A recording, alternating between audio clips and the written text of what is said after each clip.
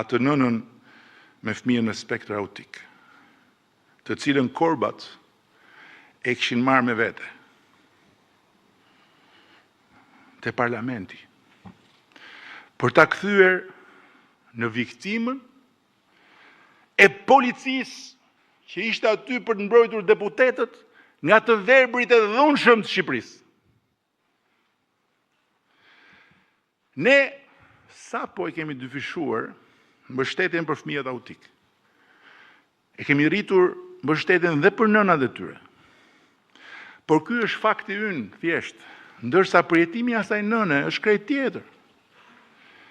Ajo mund mos jetë fare e informuar ose dhe mund të jetë e informuar për dyfishimin e mbështetjes për djalin.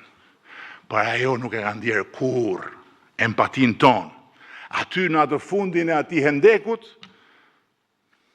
mes faktit ton dhe përjetimit të vetmisë së saj dëshpëruese. Dhe pikrisht aty, në fund të ndekut, e futën sorrat dhe korbat dorën e solidaritetit tyre hipokrit.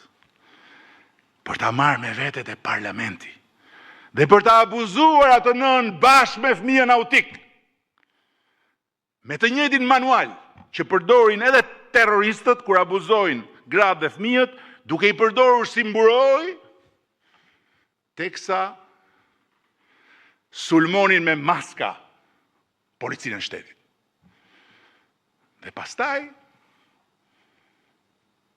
e vunë dhe përpara kameras. E përdhunuan dhe e nxorën në mexhelis për t'i qarë hallin.